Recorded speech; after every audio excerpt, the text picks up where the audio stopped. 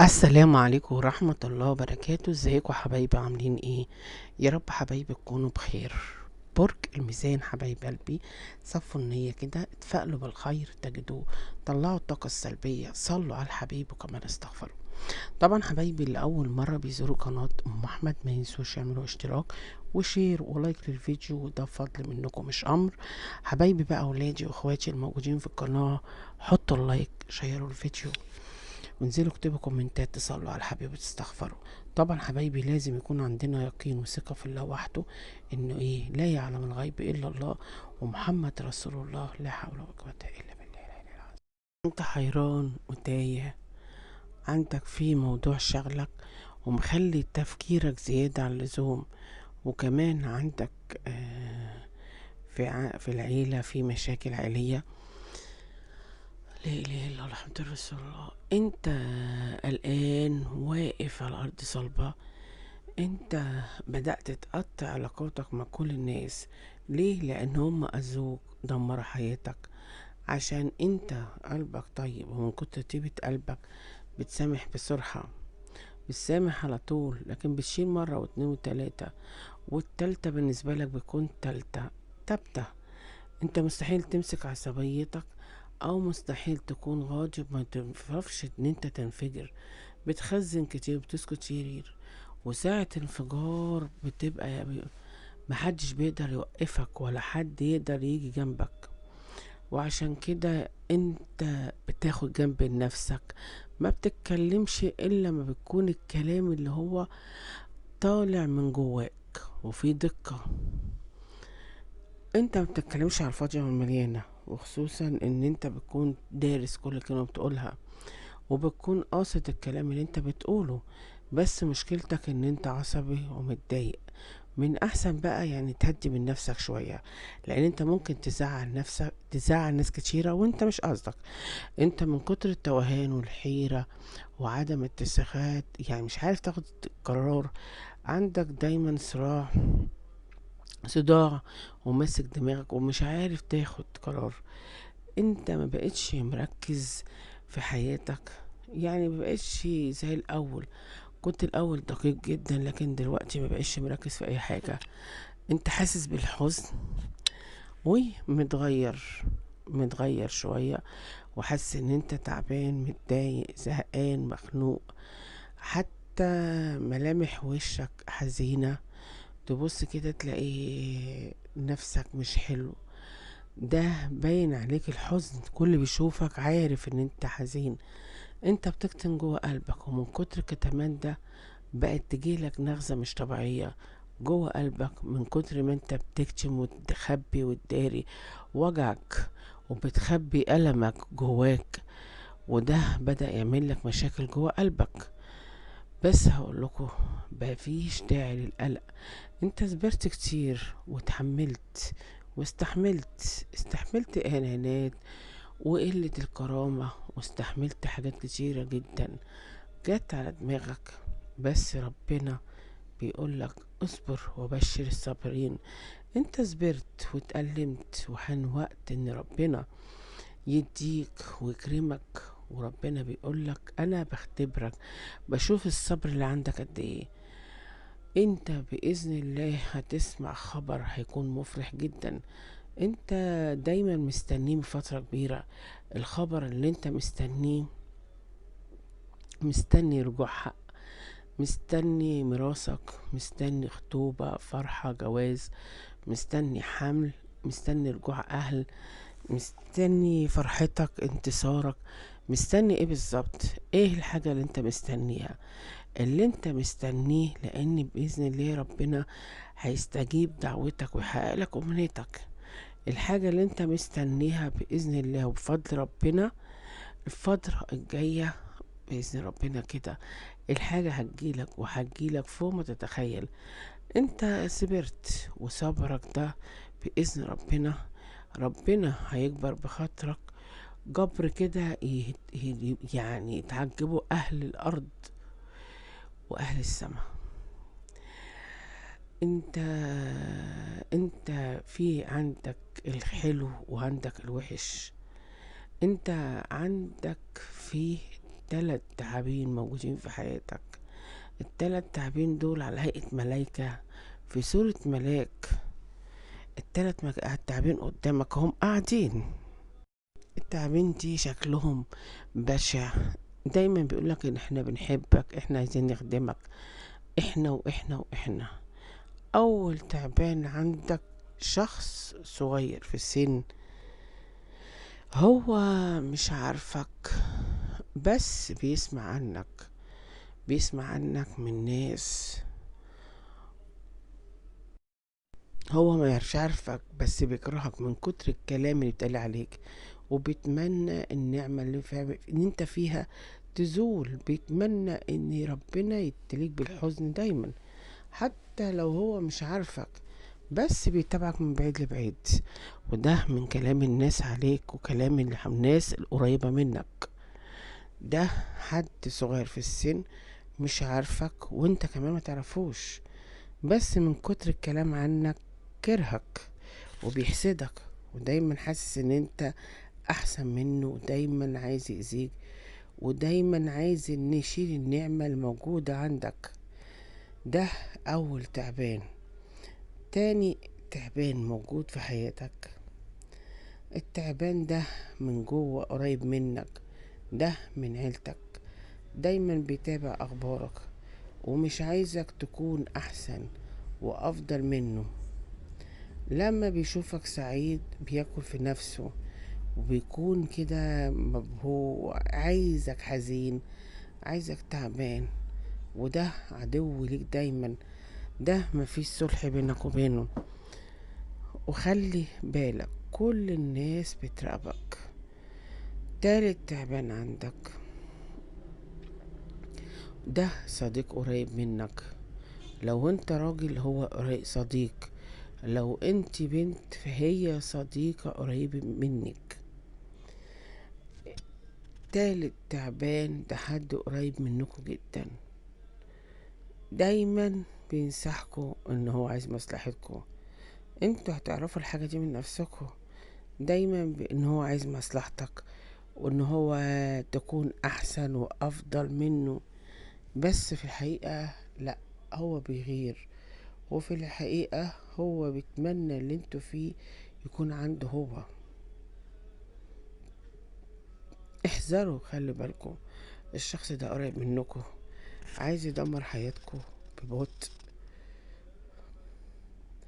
التلات تعابين دول موجودين جوه حياتك، التلات تعابين دول جوه حياتك. انت من كتر طيبة قلبك بتدخل ناس غلط في حياتك، وده اكبر غلط. العصبية دي خصوصا لو حد جه على كرامتك، لو حد جه على كرامتك بتتعصب وتنفجر. عشان كده ما بتشوفش الاعداء كويس جدا. بلاش تكون متسرع الحكمك على الناس اللي حواليك، خلي عندك صبر عشان تقدر تنول، عشان تعرف مين اللي بيكرهك صح ومين اللي بيحسدك.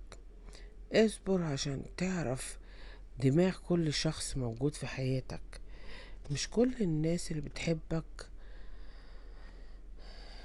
انتوا حزينين مهمومين، واكتر حاجة بتعملها ان انت بترجع وتهرب، بتنام كتير، بقيت تحب الوحدة، بتحب ان انت تكون لوحدك ومش عايز تكلم حد ولا تشوف حد. بقيت انسان طول عمرك بتضحي، انت انسان على طول بتضحي، ومش ما بتتألمش، بتضحي وبس عشان حد يقولك كلمة كويسة، عشان حد يقولك ان انت استحملت وربنا يكون في عونك. يعني ممكن تضحي بحياتك كلها عشان الكلمة الحلوة. وبصراحة انتوا مش لاقيين الكلمة ولا الاحتواء من اي حد. عمركم كنتوا مستنيين مقابل اللي انت بتعمله مع الناس اللي حواليك، عمركم ما كنتوا مستنيين اي حاجة من حد. انت انت الفترة الجاية دي هتخش مع واجهة بينك مع الشريك، انت عندك نفور مع العيلة وعندك مشاكل عائلية، انت هتخش في مواجهة بين اختك، بينك وبين اخوك في البيت. الاحسن ان انت تمسك على سيطرتك انت مستحيل تسيطر على لسانك وقت ما بتكون عصبي، بس لازم يكون عندك هدوء وتمسك على عصبيتك عشان ما تقولش كلام يزعل الناس اللي حواليك وانت مش مدرك انت بتقول ايه. ايه الموضوع اللي مخليك متضايق مش طايق حد ومش عايز تتكلم مع حد، رغم ان انت عندك خبرين حلوين مفرحين وقريب جدا؟ الخبرين دول هيأثروا عليك بشكل إيجابي وهيديك طاقة إيجابية. في كمان تغيير في حالك، تغيير في شخصيتك. لو انت عندك في كسل وخمور في موقف حياتك، ده سبب الحسد. انت عندك الكسل والخمور والإرهاق، وعندك أمور معقدة، ده بسبب الحسد الشديد. انت بتصحى من النوم اكنك عامل مجهود. انتوا بتبقوا، انت زعلان مع الشريك، بينك وبين شريك في انشغالات، هو منشغل عنك، في توتر، في نفور بينك وبين بعض. هو الشريك بيسمع كلام حد، وفي حد طرف تالت مأثر عليه، يا إما علاقة تانية، يا أم أخ، والله أعلى وأعلم. بس الشريك بيرمي ودانه لحد، رامي ودانه لحد. لو انتوا حصل بينكم انفصال بينك وبين في العلاقة العاطفية، فهيكون في عندكم صلح. انتوا الفترة الجاية دي هيكون عندكم صلح، وبإذن ربنا عندكم صلح، وده فضل ربنا. هيكون عندك فيه صلح ده، وده بفضل ربنا فقط. انت عندكم فيه رجوع حق، في رجوع حق. يا اما شخص هيرجع لك او شخص ظلمك. عندك في شخص ظلمك في الماضي، وانتوا بينكم حاليا في قضاء، بينكم قضية، او انت عايز ترجع حقك وترجع اموالك. فانت عندك في نصر بإذن الله، وهتكون دخول محكمة مبسوط، وده بفضل ربنا. صحتك لازم تخلي بالها منها، خلي بالك من صحتك. انت عندكوا ألم في الجسم، صداع، ألم في القولون، حتى ألم في الأسنان. انتوا عايزين تغيروا شكلكوا، عايزين تعالجوا بشرتكوا وتساقط، والله أعلم.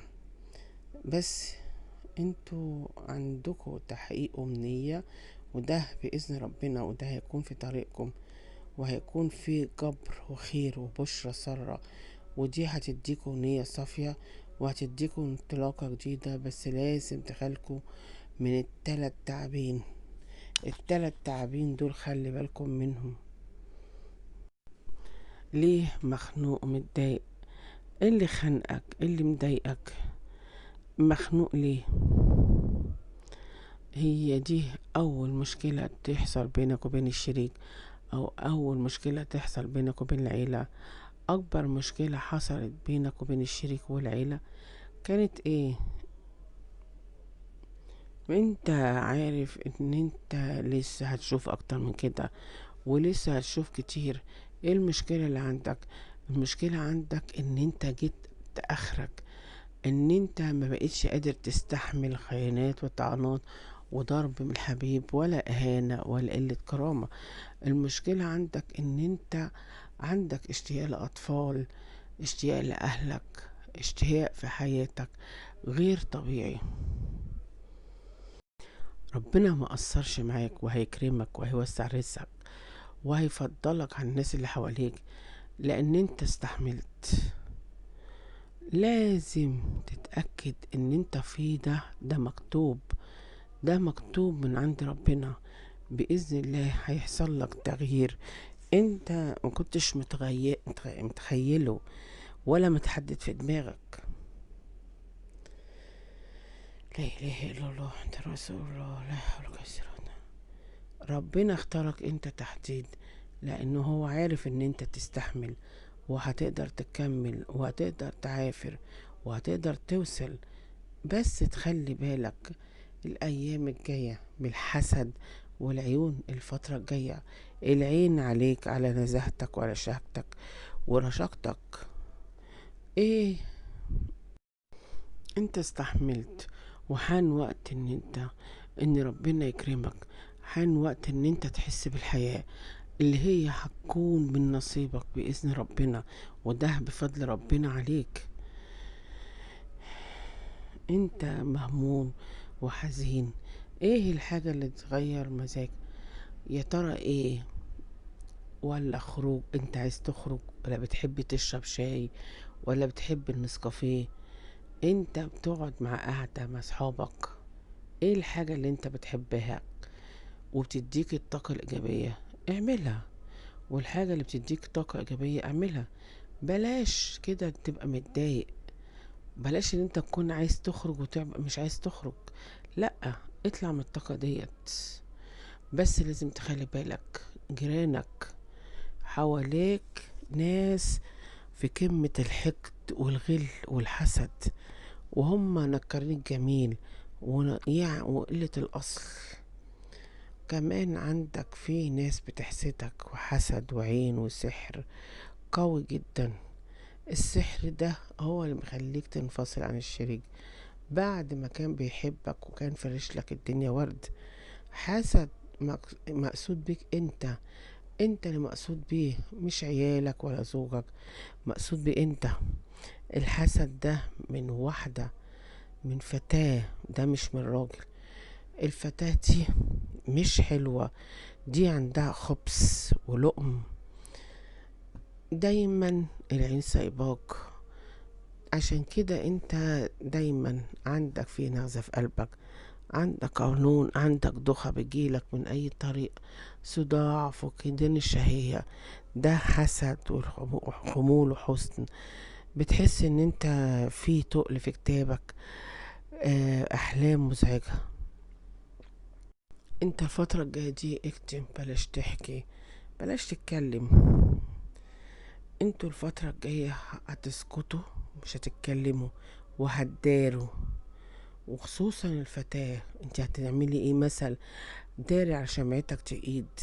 انت هتتظاهر ان انت قوية جدا ومش هتبيني ضعفك لحد، واخيرا هتقفي على الارض صلبة وهتتأقلمي مع الواقع بشكل ايجابي. وهتكون عندك حاجات احسن من الاول، وهتكوني سعيدة ان انت هتكوني منعزلة عن الناس اللي حواليكي. هتحبي الوحدة، لاني هتقول الاشخاص اللي بتخش في حياتي بيأذوني بيكسروني.